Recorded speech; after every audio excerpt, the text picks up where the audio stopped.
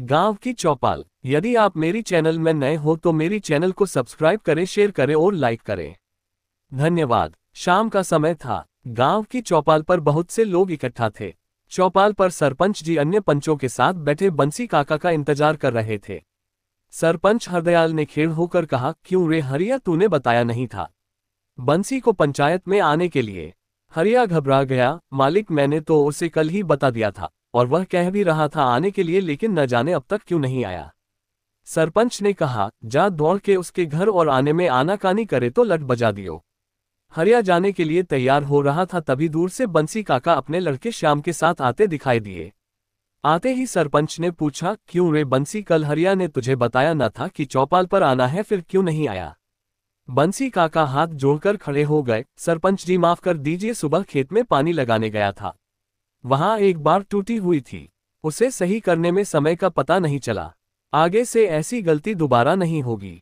ये सुनकर एक पंच ने कहा, चलो सरपंचम जी, पंचायत की कार्यवाही आगे बढ़ाते हैं, वैसे भी काफी देर हो चुकी है। बंसी काका सर झुकाए खड़े थे। फिर सरपंच ने आगे कहना शुरू किया, सुन बंसी, तेरे लड़के श्याम ने कल स्कूल में कुंवरपाल के लड़के से लड़ाई की। उसके बाद कुंवरपाल के खेत में इसने अपनी बकरियां छोड़ दी, इसकी सारी फसल खराब हो गई। बंसी काका चुपचाप सर झुकाए खड़े रहे, लेकिन श्याम ने जवाब दिया, सरपंच जी, झगड़ा इसके लड़के ने शुरू किया था। इसके लड़के ने मुझसे कहा कि तू गरीब भिखारी स्कूल में क्या कर रहा है, जाकर बकरी चरा। सरपंच ने कुंवरपाल से कहा, कुंवरपाल, तेरा लड़का कहाँ है, बुला उसे, पूछते हैं। कुंवरपाल बोला, सरपंच जी, मेरा लड़के को इसने मारा है, वह तो उठ भी नहीं पा रहा है। सरपंच ने गुस्से में कहा, क्यों रे श्याम, इतनी सी बात पर इतना मारा कि वह खड़ा भी नहीं हो पा रहा है।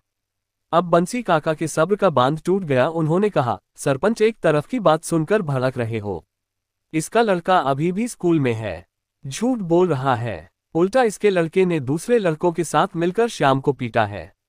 देखो, बंसी काका ने श्याम की कमीज उतार कर दिखाया, पीठ पर चोट के निशान थे। ये सुनकर कुंवरपाल के पसीने छूट गए। वो तपक से बोला, ये झूठ बोल रहा है, मेरा लड़का घर पर पड़ा है, इसने शाम को बकरी छोड़ी मेरे खेत में, इसे हर्जाना तो देना ही पड़ेगा। सरपंच बोला, झूठ कौन बोल रहा है, इसके लिए हम बैठे हैं, बुला अपने लड़के को घर से देखे किसे ज्यादा चोट लगी है।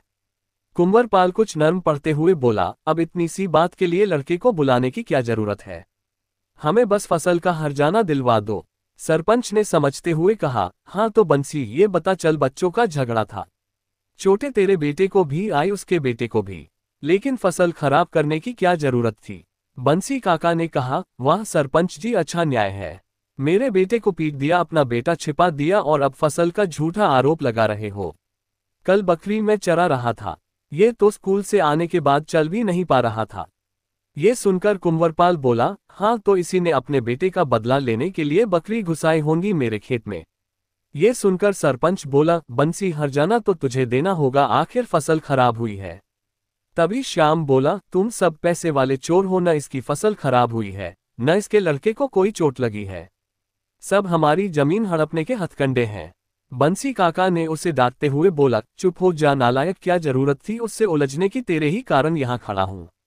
बंसी काका ने सरपंच की ओर देखते हुए बोला, मालिक, लड़के को नहीं बुला सकते पर चलकर खेत तो देख ही सकते हो, वहां जाकर देखो तो इसकी फसल पहले की तरह लहलहा रही है। कुंवरपाल बोला, क्यों झूठ बोल रहा है बंसी, सारी फसल खराब हो गई, मेरे आदमी अब तक तो उसे खेत से हटा भी चुके होंगे। श्याम ने कहा, बापू, इनसे न्याय की उम्मीद करना बेकार है, चलो मेरे साथ, और हाँ सरपंच, जो करना है कर लो, हम एक पैसा नहीं देंगे। श्याम जबरदस्ती बंसी काका को घर ले आता है। श्याम अपनी माँ सुंदरी और पिता बंसी काका के साथ गांव छोड़ देता है। वह उन्हें लेकर शहर आ जाता है। बंसी काका ने कहा, बेटा, यहाँ क्या करेंगे, हम तो कुछ जानते नहीं हैं, खेती के अलावा हमें कुछ नहीं आता। ये सुनकर श्याम ने कहा, चिंता मत करो बापू, मैं और तुम मिलकर यहाँ बहुत पैसा कमाएंगे।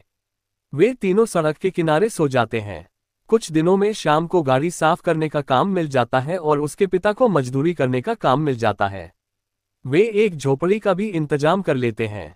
एक दिन श्याम गाड़ी साफ करके शाम को घर वापस जा रहा था, तभी उसे एक बुजुर्ग मिले जो सड़क के किनारे बैठे थे।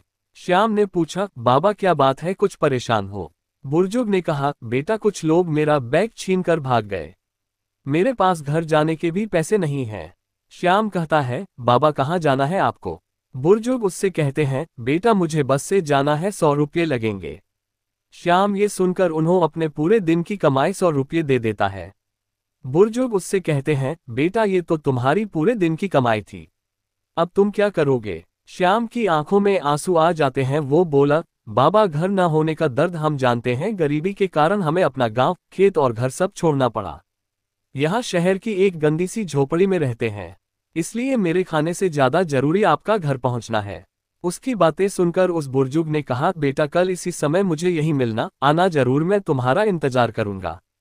श्याम ने कहा, बाबा 100 रुपये के लिए आप यहाँ तक आएंगे?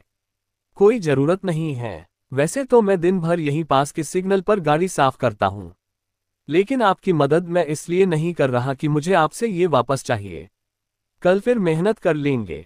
तब उस बुजुर्ग ने कहा, बेटा ये पैसे तो मैं तुम्हें वापस नहीं करूंगा, पर एक बार मेरे कहने से मिलना जरूर।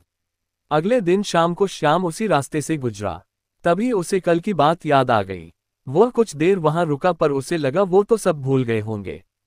तभी वहां एक कार आकर रुकी, आलीशान गाड़ी, उसकी पिछली सीट पर वही बुजुर्ग बैठे थे। बेटा मैं तुमसे मिलने आ गया, आ जाओ गाड़ी में बैठ जाओ। श्याम गाड़ी में बैठ जाता है और पूछता है, बाबा कल तो आप 100 रुपये मांग रहे थे, आज आप गाड़ी में? बुजुर्ग ने कहा, बेटा कल भी गाड़ी से आया था, लेकिन यहाँ भीड़ बहुत रहती है, इसलिए मैंने गाड़ी से उतरकर उसे वापस भेज दिया। तभी किसी चोर ने मुझे गाड़ी से उतरते देख लिया और उसने मेरा बैग छीन लिया। मेरे सारे पैसे उसी बैग में थे। आगे बुजुर्ग ने कहा, मुझे अपने घर ले चलो, मैं तुम्हारे